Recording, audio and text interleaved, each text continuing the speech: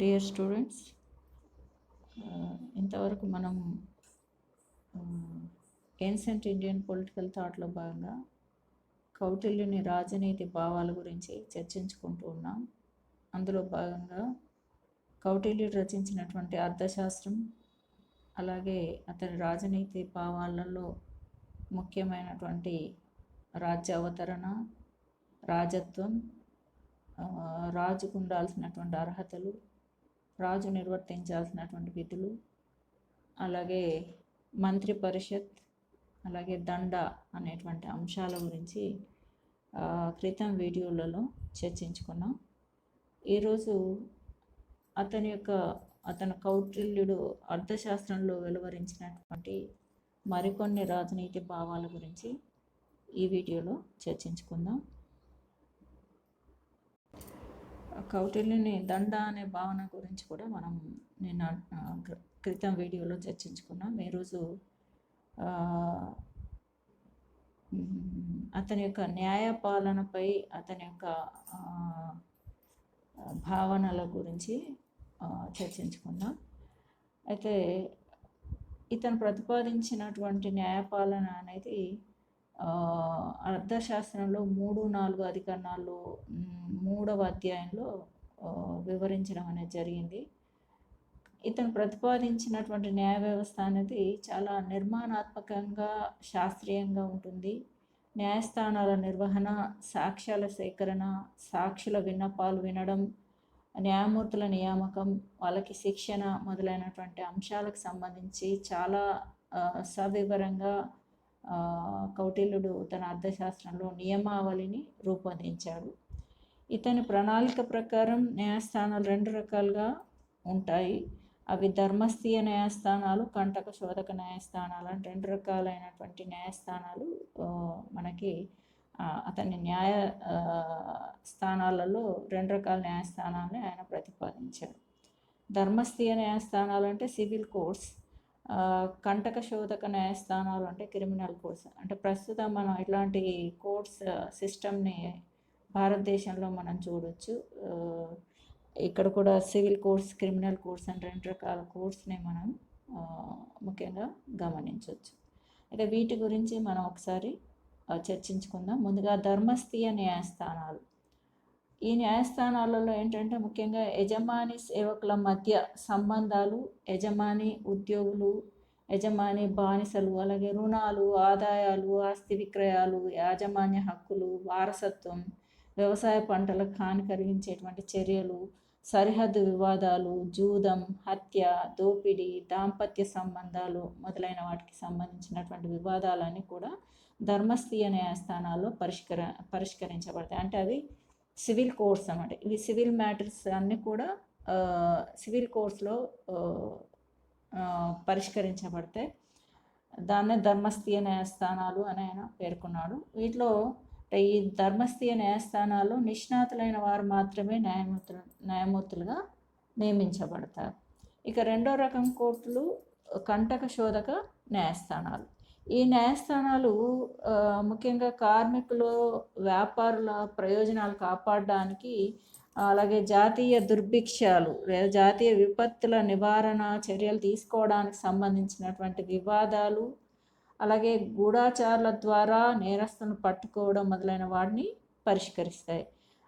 ఇక్కడ ఏంటంటే వాదులను, సాక్షులను, అంటే ఎవరైతే వాదులు ఉన్నారో అలాగే సాక్ష్యాలు చెప్పే సాక్షులు ఎవరైతే ఉన్నారో వాళ్ళని ఎదురు ప్రశ్నల ద్వారా పరీక్షించడం అనేది ఈ న్యాయస్థానాలలో ఉన్నటువంటి ఒక విశేషంగా చెప్పొచ్చు. అలాగే వీటితో పాటు గ్రామీణ ట్రిబ్యునల్ కూడా ఉండేవి. మనకి ఎట్లయితే ఇప్పుడు అడ్మినిస్ట్రేటివ్ ట్రిబ్యునల్స్ అని ఇంకా రకరకాల కోర్ట్స్ ఉన్నాయి కదా, అలాగే ఆ రోజులలో కూడా అంటే ఈయన అర్థశాస్త్రంలో సూచించింది ఏంటి, గ్రామీణ ట్రిబ్యునల్స్ కూడా ఉంటాయి. అలాగే ముఖ్య పట్టణాలలో కూడా 3 మంత్రులు, అంటే ముఖ్యంగా ధర్మశాస్త్రంలో నిష్ణాతులైనటువంటి 3 న్యాయమూర్తులు కలిసి తీర్పులో చెప్పేవాళ్ళు. ముఖ్యంగా 3 మంత్రులు ప్లస్ 3 న్యాయమూర్తులు కలిసి తీర్పులు వెలువరించడం అనేది జరిగేది. ప్రధాన న్యాయమూర్తి దేశ స్థాయిలో ప్రధానాధికారి. ఇప్పుడు ఎట్లాగైతే సుప్రీంకోర్టు చీఫ్ జస్టిస్ ఉన్నాడో అట్లాగే అప్పటి ఈయన ప్రణాళిక ప్రకారం కూడా ప్రధాన న్యాయమూర్తి దేశ స్థాయిలో రాజ్య స్థాయిలో ప్రధానాధికారిగా వ్యవహరించేవాడు. ఇతని పైన ప్రభువు అంటే రాజు సర్వన్యాయాధికారిగా ఉంటాడు. అంటే ఆయననే న్యాయ వ్యవస్థకు అంతటికీ రాజే సర్వన్యాయాధికారి, అతని కింద ప్రధానాధికారి ఉంటాడు. అలాగే మంత్రులు న్యాయపాలనలో ప్రభువుకి సలహాదారులుగా వ్యవహరిస్తారు అని ప్రణాళిక రచించడం జరిగింది. అయితే ఇక న్యాయస్థానాలు అనుసరించేటువంటి చట్టాలు, ఈ చట్టం ఏదైతే ఉందో దాంట్లో దైవిక న్యాయం, ఒప్పందాల వల్ల ఏర్పడేటువంటి చట్ట సాంప్రదాయం మొదలైనవి దీంట్లో ఉంటాయి. అంటే న్యాయస్థానాలు వీటిని అనుసరిస్తాయి. అనుసరించేటువంటి చట్టాలలో ముఖ్యంగా దైవిక న్యాయం, అలాగే ఒప్పందాల వల్ల ఏర్పడేటువంటి చట్టాలు, సాంప్రదాయాలు మొదలైనవి అనుసరించి తీర్పులు వెలువరించడం అనేది జరుగుతుంది. అంటే చట్టం అక్షరక్రమం కంటే ధర్మం, సమతకు అధిక ప్రాధాన్యత ఇవ్వాలని కౌటిల్యుడు సూచించడం జరిగింది. అంటే చట్టము కంటే ముఖ్యంగా ధర్మము, సమత, ఈక్విటీ వీటికి ఎక్కువ ప్రాధాన్యత ఇవ్వాలని కౌటిల్యుడు సూచించాడు. అయితే శిక్షలు సాధారణంగా కఠినంగా ఉండాలని కూడా ఆయన సూచించాడు. ఉరిశిక్ష కూడా ఆయన అంటే ఉరిశిక్షను కూడా ఆయన రికమెండ్ చేశాడు. అయితే తగిన సాక్ష్యాధారాలు లేకపోతే వివాదాలను త్రోసిపుచ్చడం అనేది జరుగుతుందని ఈయన న్యాయపాలన గురించి వివరించడం అనేది జరిగింది. ఇక్కడ ఏంటంటే according to him justice delayed is justice denied అంటున్నాడు. అంటే దీన్ని డిలే చేయడం అంటే దాన్ని పూర్తిగా డినై చేయడం అని ఆయన చెప్తున్నాడు. So he wants to judge not to make unnecessary delay in delivering judgments. At the same time the judges must be honest and impartial అన్నాడు.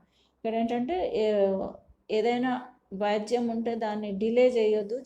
డిలే చేస్తే అది మొత్తానికి అది అంటే చల్లబడిపోతుంది, దాని అంటే వేడి అనేది తగ్గిపోతుంది. కాబట్టి దాన్ని ఏంటంటే డిలే చేయకుండా అతి తొందరగానే వాటి జడ్జిమెంట్స్ అనేవి ఇవ్వాలని, అలాగే జడ్జెస్ అనేవాళ్ళు కూడా హానెస్ట్గా ఉండాలి, అలాగే ఇంపార్షియల్ జడ్జిమెంట్స్ ఇచ్చేలాగా ఉండాలి అని ఈయన చెప్తున్నాడు. అంటే నిజాయితీ పరులై ఉండి నిస్వార్థంగా జడ్జిమెంట్స్ వెలువరించగల జడ్జెస్ని అపాయింట్ చేయాలి అనేది ఆయన యొక్క ఉద్దేశం. అలాగే he wants to the king to appoint such persons as judges who are well known for their integrity, impartiality and fearlessness. King కూడా ఒక సలహా ఇచ్చాడు. రాజుకు కూడా ఏమైనా సలహాలు ఇస్తున్నాడు అంటే న్యాయమూర్తుల్ని ఎలాంటి వాళ్ళని అపాయింట్ చేసుకోవాలి అంటే ఎవరైతే బాగా అంటే న్యాయశాస్త్రం పట్ల బాగా అవగాహన అనేది వాళ్ళలో ఉంటుందో, అలాగే సమైక్యత, సమగ్రత లాంటివి ఉంటాయి, అలాగే నిస్వార్థంగా, అలాగే నిర్భయంగా తీర్పును వెలువరించగలరు, అట్లాంటి వాళ్ళని ఎంపిక చేయాలి అని చెప్తున్నాడు. అలాగే he suggest severe punishments even for పెట్టి క్రైమ్స్. అంటే చిన్న చిన్న నేరాలు చేసినా సరే అతనికి సివియర్ పనిష్మెంట్స్ అనేవి, తీవ్రమైన శిక్షలు అనేవి ఉండాలి. ఎందుకంటే నేరస్తుడు తిరిగి ఆ నేరాన్ని చేయడానికి భయపడాలి. అంటే ముఖ్యంగా శిక్షలు అనేవి ఎలా ఉండాలి, నేరస్తునిలో పరివర్తన తీసుకొచ్చేలాగా ఉండాలి. కాబట్టి ఈయనేంటి చిన్న చిన్న నేరాలు చేసినా సరే వాటికి శిక్షలు అనేవి కఠినమైనటువంటి శిక్షలు విధించాలి. ఇంకొకరు కూడా ఇలాంటి నేరం చేయడానికి భయపడే విధంగా శిక్షలు అనేవి ఉండాలి అనేది అతని యొక్క ఉద్దేశం. అలాగే he says that main aim of awarding punishments is to bring over reforms in the society. ఇందాక మనం అనుకున్నాం కదా, ఈ శిక్షలను విధించడం ద్వారా ఏంటంటే సొసైటీలో ఉన్నటువంటి ప్రజలలో అంటే ఇలాంటి నేరం చేస్తే ఇలాంటి శిక్షలు ఉంటాయనేటువంటి భయం అనేది వస్తుంది. కాబట్టి దానివల్ల ఏంటంటే సొసైటీ అనేది సంస్కరించబడాలి. సొసైటీలో ఎవరు కూడా ఇలాంటి నేరాలకు పాల్పడకుండా జాగ్రత్త పడేలాగా అంటే భయపడేలాగా శిక్షలు అనేవి ఉండాలి అనేది కౌటిల్యుని యొక్క ఉద్దేశం. తర్వాత ఆయన దౌత్యపరమైనటువంటి అంశాలపైన కూడా ఆయన కొన్ని సలహాలు, అంటే అతని అర్థశాస్త్రంలో కొన్ని భావాలను వెలువరించడం అనేది జరిగింది. ఇక్కడ ముఖ్యంగా దౌత్యపరమైనటువంటి భావాలలో ఏంటంటే, ముఖ్యంగా ఇది ఏంటంటే ఈ రెండు దేశాల మధ్య సంబంధాలను కూడా ఇది సూచిస్తుందని చెప్పొచ్చు. ఇక్కడ ముఖ్యంగా మండల సిద్ధాంతం అనేది దౌత్యనీతికి మండల సిద్ధాంతం అనేది దౌత్యనీతిని సూచిస్తుంది. కౌటిల్యుని అభిప్రాయంలో దౌత్య ప్రతినిధులు రాజుకు ముఖనాలికలు లాంటి వాళ్ళు అంటున్నాడు. అంటే దౌత్య ప్రతినిధులు ఎవరైతే ఉన్నారో రాజుకు ముఖము నాలుక అంటే అంత ఇంపార్టెంట్ అని చెప్తున్నాడు. అలాగే వీరి ద్వారానే వివిధ రాజ్యాల మధ్య సంబంధాలు అనేవి నిర్వహించబడతాయి. రాజు సందేశాన్ని మరో రాజుకు చేరవేయటం, ఒప్పందాల సూత్రాలను గురించి పరిశీలించడం, అలాగే స్నేహితులను సమకూర్చడం, రాజ్యాల మధ్య విభేదాలు సృష్టించడం, అలాగే గూఢచారి వ్యవస్థపై సమగ్రమైనటువంటి సమాచారాన్ని కలిగి ఉండడం మొదలైనటువంటి విధులన్నీ కూడా రాజు అంటే ఈ విధుల ద్వారా ఈ దౌత్య ప్రతినిధులు వాళ్ళు రాజుకు కావాల్సినటువంటి సమాచారాన్ని అందిస్తూ వాళ్ళు ప్రాతినిధ్యం అంటే వాళ్ళ యొక్క బాధ్యతలు నిర్వహించాలని కౌటిల్యుడు పేర్కొన్నాడు. అంటే యుద్ధం వల్ల కాకుండా రాజీ పడడం నే ఆయన ఎక్కువ సూచిస్తూ ఉన్నాడు. ఎందుకంటే యుద్ధం చేస్తే ఎక్కువ లాస్ వస్తుంది, యుద్ధానికి లీస్ట్ ఇంపార్టెన్స్ ఇవ్వాలి, ముఖ్యంగా రాజీ అనేది కుదుర్చుకోవాలి. అందుకోసం కానుకలు సమర్పించడం, అలాగే దౌత్య విధానాల ద్వారా మిత్ర భేదాలను కల్పించడం, అంటే వేరే దేశాల మధ్య శత్రుత్వాన్ని కల్పించడం మొదలైనటువంటి మార్గాల ద్వారా శత్రువును జయించాలి అని కౌటిల్యుడు పేర్కొన్నాడు. ఇక్కడ కౌటిల్యుడు 6 రకాలైనటువంటి విదేశాంగ విధానాన్ని రూపొందించాడు. అవేంటంటే శాంతి ఒప్పందాలు కుదుర్చుకోవడం, యుద్ధ నిర్వహణ, తటస్థ విధానాన్ని అనుసరించడం, అలాగే యుద్ధ సన్నాహాలు చేసుకోవడం, అలాగే రక్షణ కోసం శక్తివంతుని సహాయం తీసుకోవడం, ఒకరితో శాంతి కోసం సంధి కుదుర్చుకొని మరొకరితో యుద్ధానికి తలపడడం అనేటువంటివి. అంటే ముఖ్యంగా రాజుకి ఆయన ఇచ్చే ముఖ్య సలహా ఏంటంటే తన సామ్రాజ్యాన్ని విస్తరించుకోవడానికి అతను ఎప్పుడు ప్రయత్నించాలి. దానికోసం ఈ 6 సూత్రాలు, ఈ 6 విదేశాంగ విధాన సూత్రాలను ఆయన అనుసరించాలి అని ఆయన సూచించడం జరిగింది. ఇక్కడ చూడండి, అంటే డిప్లొమసీకి బేసిక్ ప్రిన్సిపల్స్ కూడా ఇచ్చాడు ఇక్కడ. No state can exist in isolation, అంటే ఏ దేశం కూడా ఒంటరిగా మనుగడ సాగించలేదు. అలాగే no permanent friends foes in interstate relations, అంటే ముఖ్యంగా ఈ అంతర్రాష్ట్ర సంబంధాలలో శత్రువులు అంటే పర్మనెంట్ శాశ్వత శత్రువులు శాశ్వత మిత్రులు అనేవాళ్ళు ఉండరు. Bordering state can never be a friend, అంటే తన సరిహద్దులో ఉన్నటువంటి దేశాలని స్నేహితులుగా భావించరాదు. Kingdom is an ally on or enemy according to its geographical position with respect to the intending conqueror. అంటే ముఖ్యంగా ఈ kingdom is an ally or enemy, అంటే రాజ్యం అనేది ఒక మిత్రుడైనా శత్రువైనా కూడా అక్కడ అంటే దాని యొక్క జియోగ్రాఫికల్ పొజిషన్ బట్టి అక్కడ దీన్ని ఆక్రమించుకోవచ్చా లేదా అనేది అక్కడ అంటే చెయ్యాలి అని రాజుకు సలహా ఇవ్వడం జరిగింది. అలాగే a wise king trained in politics though in possession of only a small territory can conquer the చతురాంత మహిమ్ అనేటువంటి with the help of the best elements of his sovereignty, అంటే తనకున్నటువంటి సార్వభౌమాధికారంతో ఆయన కొంత శిక్షణ అనేది అంటే రాజనీతిలో కొంచెం శిక్షణ అనేది ఉండాలి.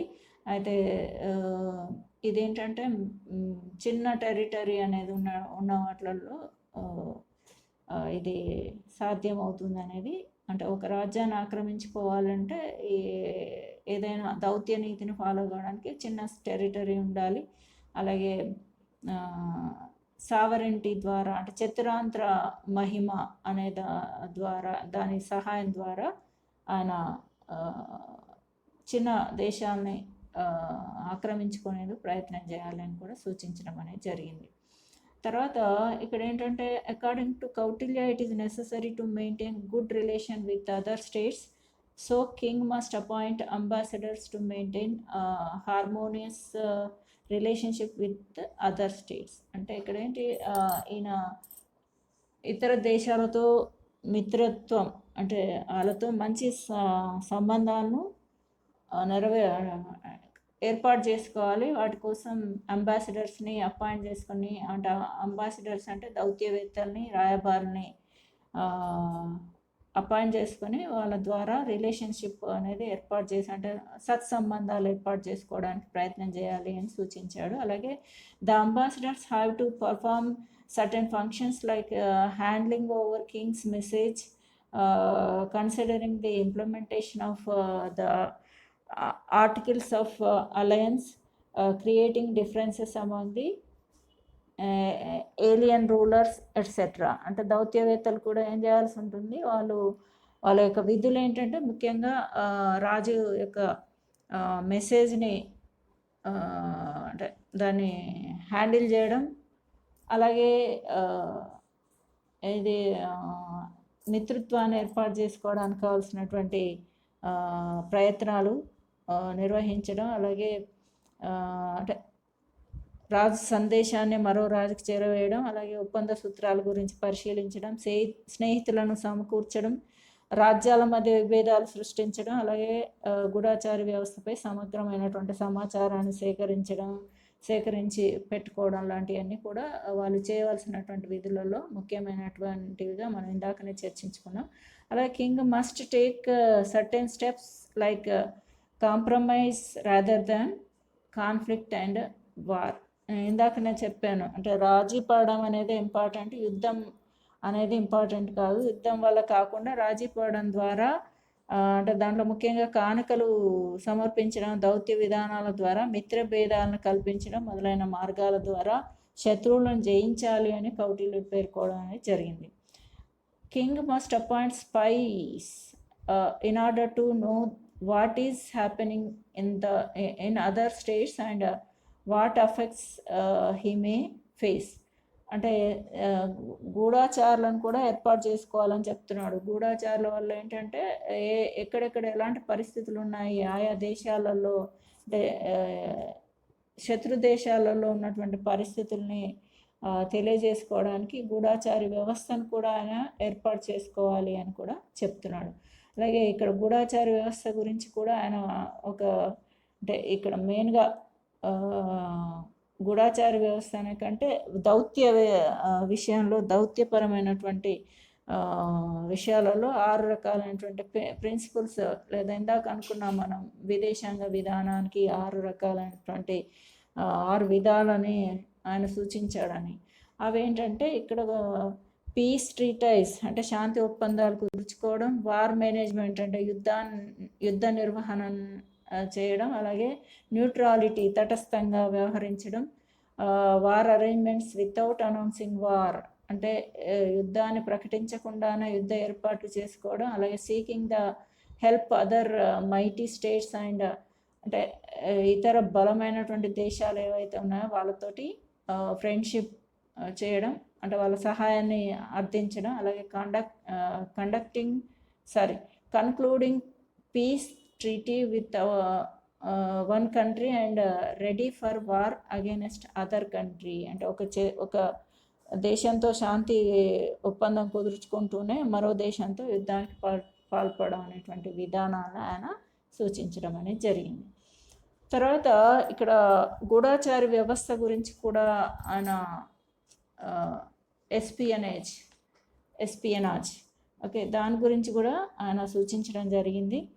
అంటే ఇక్కడ గూఢాచార వ్యవస్థ గురించి ఆయన ఏమని చెప్తున్నాడంటే రాజ్యం లోపల వ్యతిరేక శక్తులను గమనించడానికి అంటే పొరుగు రాజ్యాల సైనిక శక్తి సమీకరణ అలాగే బలహీనతలను అంచనా వేయడానికి గూఢాచార వ్యవస్థ అవసరమని కౌటిల్యుడు భావించాడు. అంటే అంతర్గతంగా అంటే దేశం సరిహద్దుల లోపల ఏమైనా రాజుకు వ్యతిరేకమైనటువంటి శక్తులు ఉన్నాయా గమనించడానికి, అలాగే పొరుగు రాజ్యాల సైనిక శక్తి, సైనిక సమీకరణలు, వాళ్ళ బలహీనతలు అనేవి అంచనా వేయడానికి గూఢాచార వ్యవస్థ అనేది అవసరము అని కౌటిల్యుడు భావించాడు.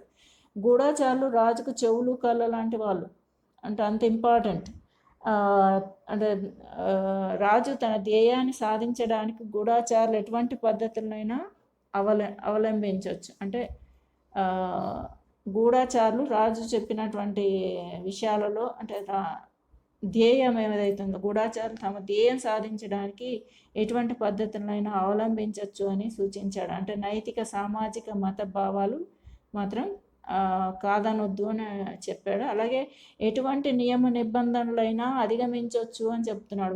వాళ్ళ విధి నిర్వహణలో రూల్స్ అండ్ రెగ్యులేషన్స్ కూడా ఫాలో కావాల్సిన అవసరం లేదు. వాటిని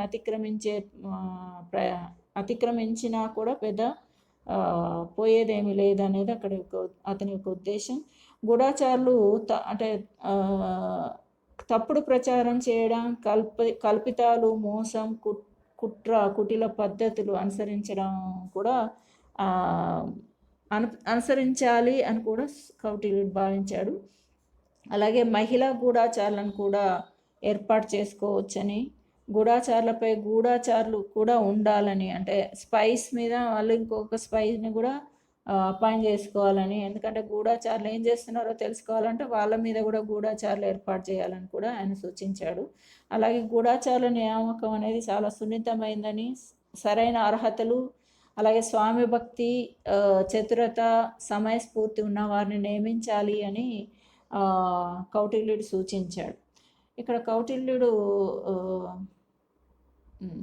అయితే ఇక్కడ 9 రకాలైనటువంటి గూఢాచారులను గురించి ఆయన వివరించాడు. అవేంటంటే కాపటికుడు, అంటే ఇతను ఇతరుల రహస్యాలు తెలుసుకున్నవాడు అయి ఉంటాడు. అలాగే ప్రగల్భాలు చెప్పేవాడు, అనుశిష్యుడు, కాపటికుడు అని. ఇక్కడ ఏంటంటే ఈయన అంటే ఇతరుల రహస్యాలు తెలుసుకోవడానికి కావాల్సినటువంటి అర్హతలు, అంటే మోసం చేసి పూరితమైనటువంటి ప్రగల్భాలు పలికి కూడా కపటంగా తన కావాల్సినటువంటి రహస్యాలు తెలుసుకునేవాడై ఉండాలి అనేది అక్కడ కాపటిక లేదా క్షాపక్షిత అనేటువంటి అతన్ని ఒక కేటగిరీకి సంబంధించినటువంటి స్పైగా చెప్పడం జరిగింది. రెండో రకమైనటువంటి గూఢాచారులు ఉదాస్తిక లేదా ఉదాస్థితుడు. ఈయన పరివ్రాజ వృత్తిని విసర్జించిన వాడు, అలాగే ప్రజ్ఞాపాఠవాలు కలిగిన వాడై ఉండాలని కూడా ఆయన సూచించడం జరిగింది. ఉదాస్థిత లేదా ఉదాస్తిక అంటే ఏమన్నాడు,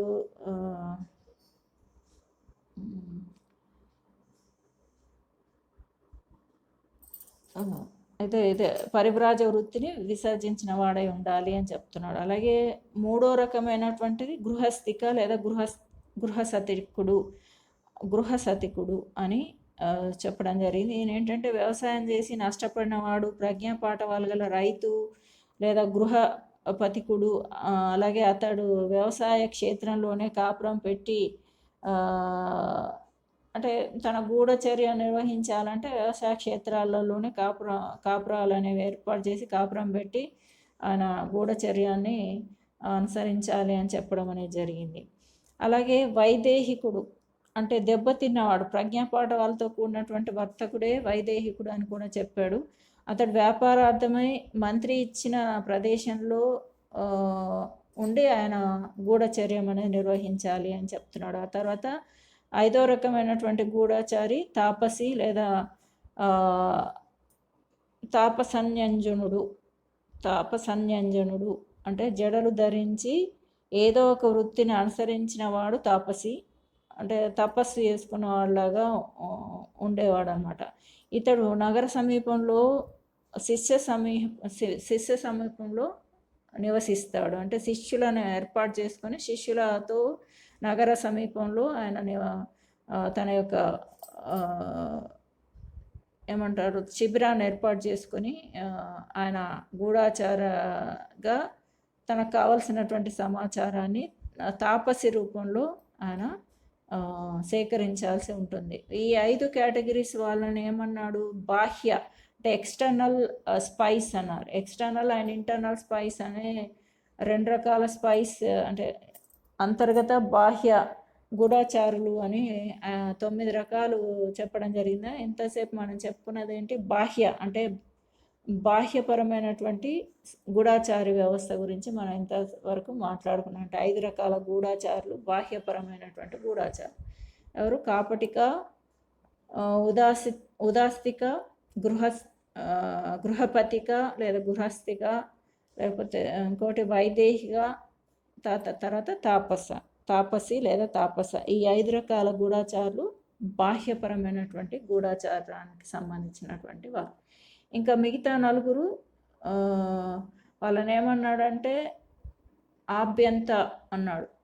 ఆభ్యంతర్ అంటే ఇంటర్నల్ అంటే అంతర్గత గూఢాచర్యం చేసేవాళ్ళు. అంటే వీళ్ళు కూడా 4 రకాలైనటువంటి గూఢాచారులు. వీళ్ళందరూ కూడా అంటే ఎప్పటికప్పుడు సంచారం చేస్తూ అంటే తిరుగుతూ ఏ సమాచారాన్ని సేకరించాల్సినటువంటి ప్రదేశంలో ఎప్పుడు సంచరిస్తూ ఉండేవాళ్ళు అనమాట. అదే ఎక్స్టర్నల్ గూఢాచారులేమో అంటే బాహ్యపరమైన గూఢాచారులేమో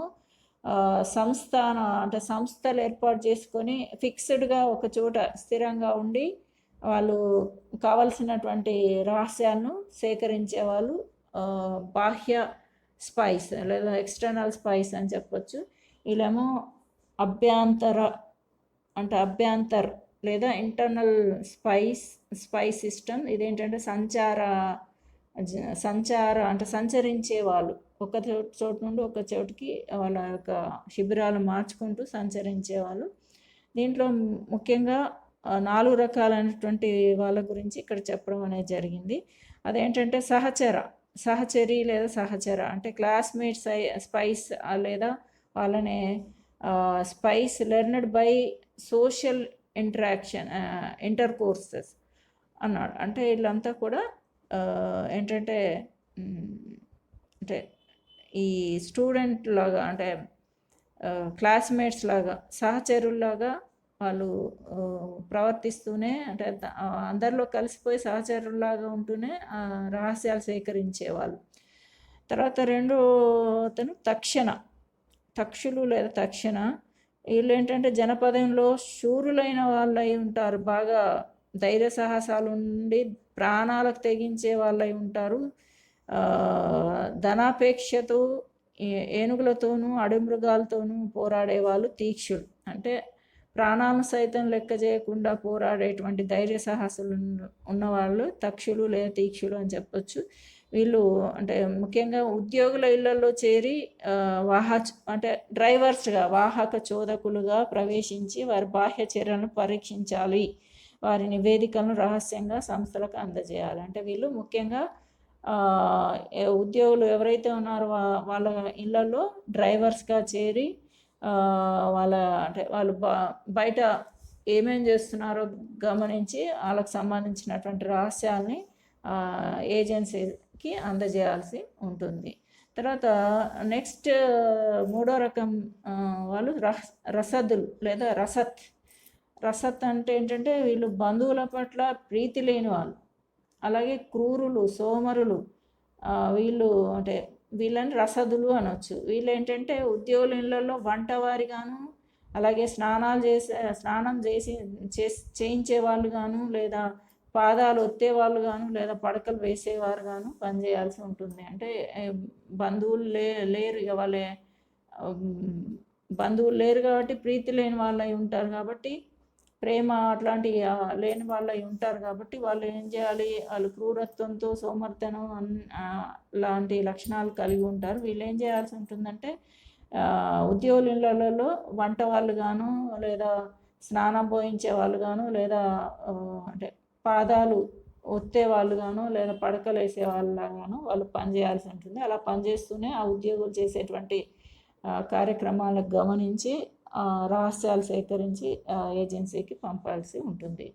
తర్వాత 9వ రకం లేదా ఈ ఇంటర్నల్ స్పైస్లో చివరి రకం స్పైలు అంటే ఏది గూఢచారులు ఎవరంటే భిక్షక్ లేదా బిషక్ లేదా భిక్షుకి అని చెప్పడం జరిగింది. వీళ్ళు ఏదైనా వృత్తిని కోరుతారు అన్నమాట. ఏదైనా వృత్తిలో వాళ్ళు సెట్ అవుతారు. దరిద్రులు, విధవలు అంటే ముఖ్యంగా ఇక్కడ ఆడవాళ్ళకి ఇంపార్టెన్స్ ఇవ్వడం జరిగింది. దరిద్రురాలు, అంటే విధవలు అంటే భర్తలు చనిపోయిన వాళ్ళు, ప్రగల్భురాలు, బ్రాహ్మణి అయినటువంటి వాళ్ళు భిక్షుకిగా వ్యవహరిస్తారు. వీళ్ళు ఏంటంటే అంతఃపురంలో సత్కారాలు పొందినటువంటిది ఉన్నత ఉద్యోగులకు వెళ్ళాల్సి ఉంటుంది.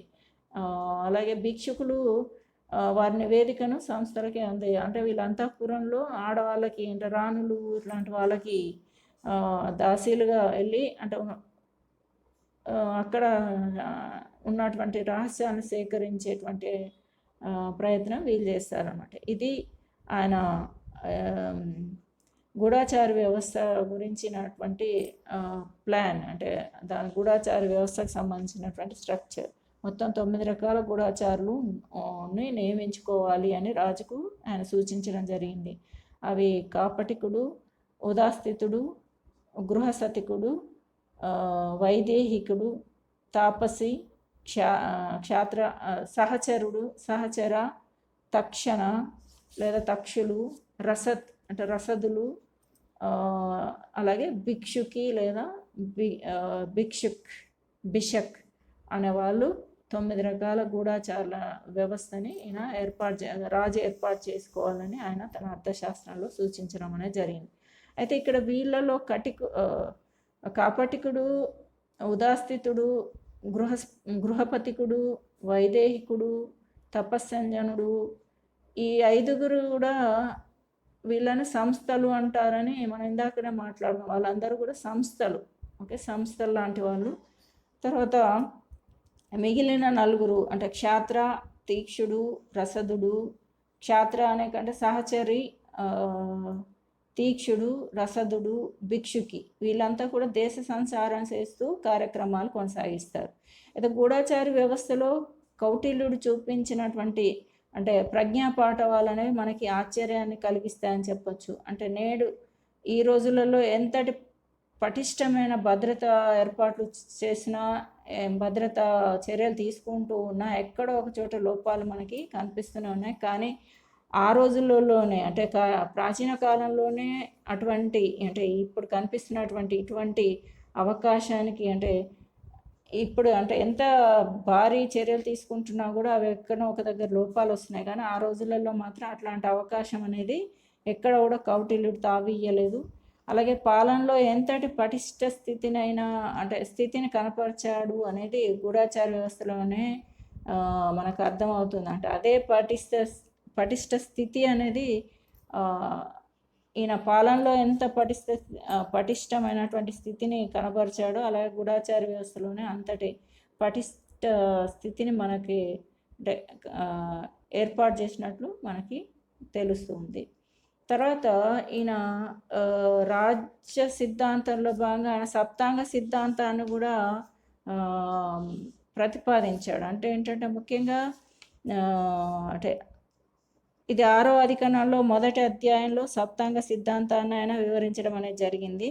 ఇక్కడ ఏంటంటే ఒక చక్రంపై ఆధారపడి బండిని ఎట్లా నడపలేమో అట్లానే ఒక బలవంతుడైన రాజు అయినప్పటికీ రాజ్యాన్ని ఒక్కడే పరిపాలించడానికి వీల్లేదని, పాలించలేడని, రాజ్యానికి 7 ప్రకృతులు లేదా అంగాలు ముఖ్యమైనవని ఆయన అర్థశాస్త్రంలో పేర్కొనడం అనేది జరిగింది.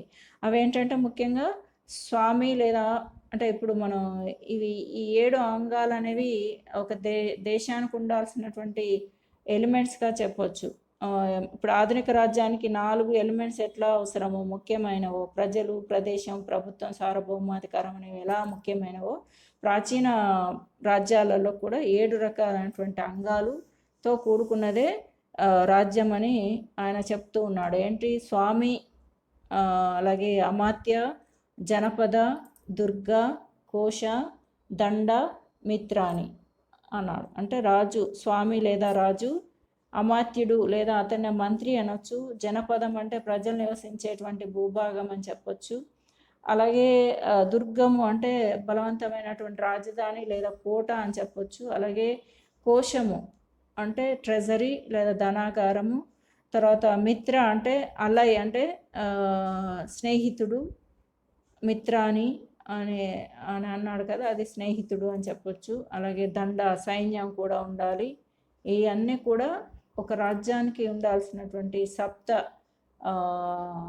ప్రకృతులుగా ఆయన వివరించాడు. అంటే వీళ్ళందరి యొక్క సహకారం అనేది ఉంటేనే రాజు తన పరిపాలన సజావుగా నిర్వహించగలుగుతాడు అనేది ఆయన యొక్క ముఖ్య ఉద్దేశం. తర్వాత ఈయన విత్త పాలన గురించి కూడా వివరించే ప్రయత్నం చేశాడు.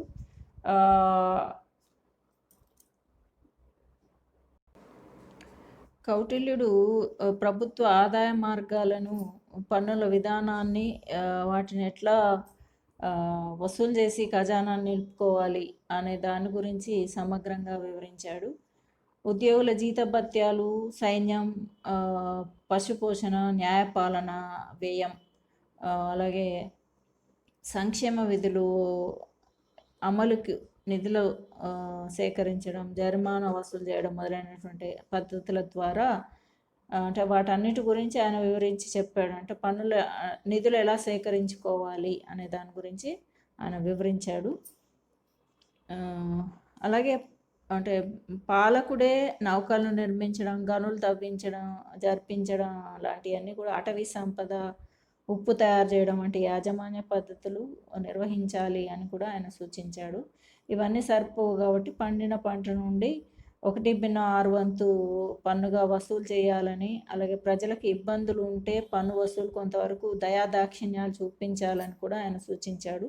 అలాగే ప్రభుత్వానికి కొంత భాగం చెల్లించకుండా ఏది ఉత్పత్తి చేయరాదని, అమ్మరాదని, కొనరాదని, పంపిణీ చేయరాదని, మద్యం, జూదం, వ్యభిచారం వంటి వాటిపైన కూడా పన్నుల రూపంలో కొంత ఆదాయం అనేది సేకరించాలని, అలాగే పన్నులు కట్టని వానికి కఠినమైన శిక్షలు వేయాలని కూడా, అలాగే వసూలైనటువంటి పన్నులన్నింటిని కూడా లెక్క ప్రకారం రాజుగారి ధనాగారానికి పంపించాలని, పన్నుల వసూలు సక్రమంగా జరిగేది లేనిది కూడా చూడడానికి గూఢచారులను నియమించాలని కూడా ఆయన సూచించడం అనేది జరిగింది. ఇక్కడ చూడండి, according to Kautilya Arthashastra financial administration almost all major area of economic aspects are to be regulated. అంటే ఆర్థికపరమైనటువంటి వాటిని రెగ్యులేట్ క్రమబద్ధం చేయాలని చెప్తున్నాడు. అలాగే agriculture, industry, trade, mines, buildings, gardens, forests, ఇందాక మనం అన్ని మాట్లాడుకున్నాం. వాటన్నిటిని కూడా it is necessary to collect taxes from all the people who are on different positions. ఏ వృత్తి అయినా సరే ఆ వృత్తి వాళ్ళందరికీ కూడా పన్నులు విధించి వసూలు చేయాలని సూచించాడు. అలాగే అలా వసూలు చేసినటువంటి amount, the amount which has been collected is necessary for maintenance of government which has multifarious activities which include both protective and welfare activities అని చెప్పాడు. అంటే ఇలా పన్నులు వసూలు చేయడం ద్వారా వచ్చినటువంటి డబ్బంతా కూడా మళ్ళీ తిరిగి సంక్షేమ విధులు, అలాగే రక్షణ సంబంధించినటువంటి వాటి కోసం ఖర్చు పెట్టాలని కూడా సూచించాడు. అలాగే కౌటిల్యుడు రెవెన్యూ పాలన గురించి కూడా ఆయన వివరించాడు. అంటే రెవెన్యూ అంతా కూడా, అంటే రాజ్యానికి వచ్చేటువంటి రెవెన్యూ అంతా కూడా, అంటే ఆర్థిక వ్యవస్థ అంతా కూడా ప్రభుత్వం యొక్క పర్యవేక్షణలో, ప్రభుత్వం యొక్క నియంత్రణలో ఉండాలని కూడా సూచించాడు. అయితే రాజ్యానికి సిరి సంపదలు అనేవి దాని కోశంపై ఆధారపడి ఉంటాయి. రాజ్యానికి వచ్చేటువంటి ఆదాయ వ్యయాలు కూడా 2 పద్ధతుల కింద జమ చేయాలని ఆయన సూచించడం జరిగింది. అవి ఏంటంటే ఆదాయ మొత్తాన్ని ఆయా శరీరం అని, వ్యయ మొత్తాన్ని వ్యయ శరీరం అని కౌటిల్యుడు పిలుస్తూ ఉన్నాడు. అంటే ఆదాయాల్ని ఆయా శరీరం క్రింద నిర్వహించాలి, వ్యయాన్ని వ్యయ శరీరం కింద నిర్వహించాలని ఆయన సూచించాడు. రాజుకు వచ్చేటువంటి ఆదాయాన్ని 7 భాగాల కింద విభజించే ప్రయత్నం చేశాడు. అవి ఏంటంటే నగరాలు, గ్రామాలు, గనులు, నీటిపారుదల, వృత్తులు, అడవులు, పశుపాలన అనేటువంటి 7 మార్గాల ద్వారా రాజ్యానికి కోశానికి ఆదాయం అనేది వస్తుందని ఆయన చెప్పాడు. అలాగే ఈయన కౌటిల్యుని మాటల్లో జనులు లేని జనపదం కానీ జనపదం లేని రాజ్యాంగాన్ని ఉండదు అని చెప్తున్నాడు. అంటే ఇక్కడ జనపదం అనేది ఎలా ఉండాలి అనే దాన్ని కూడా ఆయన వివరించే ప్రయత్నం చేశాడు. ఏంటంటే అన్ని విషయాలతో పాటు పొలిమేరలో బలిష్టమైనటువంటి స్థానాలు, అలాగే ఆపద సమయంలో అంటే తన ప్రజలను ఇతరులను పోషించుకోగలటువంటి శక్తి, జీవనాధార విషయంలో స్వయం సమృద్ధి, వ్యవసాయానికి కావాల్సినటువంటి భూములు, గనులు, ద్రవ్యవనాలు, హస్తివనాలు అనేవి సమృద్ధిగా ఉండాలని, అలాగే గోవులకు మనుషులకు కావాల్సినటువంటి వసతులు, స్థల జల మార్గాలు, పన్నులు భరించగల శక్తి, దండం భరించగల శక్తి, అంటే కష్టించి పనిచేయగలిగినటువంటి కర్షకులు, వృత్తి పనుల వాళ్ళు కూడా కలిసి ఉన్నదే ఆదర్శ జనపదం అని కూడా ఆయన చెప్తూ ఉన్నాడు. అయితే రాజ్యానికి రెవెన్యూ ప్రధానంగా వ్యవసాయం, వాణిజ్యం, పశుపాలన అనేటువంటి మూడింటి నుండి వస్తుందని కూడా ఆయన తెలియజేశాడు. భూములన్నింటినీ కూడా నియంత్రించడానికి సమాహర్త, అలాగే సమాహర్త అనే అతని చేతిలో ఉండాలని, అతనికి సహాయపడడానికి రాజోద్యోగి, స్థానికుడు, గోపుడు అనేటువంటి ఇద్దరు రాజోద్యోగులు సహకరిస్తారని కూడా సూచించాడు. సమాహర్తనేమో భూములన్నింటినీ నియంత్రించేటువంటి వ్యక్తి అయితే, అతనికి గోపుడు, స్థానికుడు అనేటువంటి ఇరువురు రాజ ఉద్యోగులు సహకరిస్తారని కూడా సూచించాడు. అలాగే రాజు ఆధీనంలో అపారమైనటువంటి పశు సంపద, ఇతర జంతువులు అనేవి ఉండాలని కూడా ఆయన సూచించాడు. అంటే దీనికి కొన్ని గోవులను పర్యవేక్షించేవాడు గోధ్యక్షుడు అనే వర్తక వాణిజ్యాలు కూడా ప్రభుత్వ ఆధీనంలోనే ఉండేవి. ఈ వాణిజ్యానికి సంబంధించినటువంటి వర్తక వాణిజ్యాలకు సంబంధించినటువంటి వ్యవహారాలన్నీ కూడా పన్యాధ్యక్షుని పర్యవేక్షణలో ఉండేవి. అలాగే దిగుమతులు, దానికి సంబంధించిన సుంకాన్ని వసూలు చేసేవాడు శుల్కాధ్యక్షుడని, నౌకలను పర్యవేక్షించేవాడు నౌకాధ్యక్షుడు, నావాధ్యక్షుడని, అలాగే నాణాలు తయారు చేసి తయారీని పరిశీలించేవాడు లోహాధ్యక్షుడని, ఇలా వివిధ రకాల అధికారుల పర్యవేక్షణ, నియంత్రణలో రెవెన్యూ ఆర్థిక వ్యవస్థ అనేది ఉండాలని ఆయన సూచించడం అనేది జరిగింది. ఇంతవరకు మనము కౌటిల్యుని యొక్క రాజనీతి భావాలలో అంటే ఈరోజు వీడియోలో ముఖ్యంగా న్యాయపాలన, దౌత్యనీతి, గూఢాచార వ్యవస్థ, అలాగే విత్త పాలన, రెవెన్యూ పాలన వంటి, అలాగే రాజ్యానికి ఉండవలసినటువంటి 7 ప్రకృతుల గురించి కూడా మనం ఈ వీడియోలో చర్చించుకున్నాం. మరిన్ని రాజనీతి భావాలతో నేను మరో వీడియోతో మీ ముందుకు వస్తాను. అంతవరకు సెలవు. Thank you for watching my videos.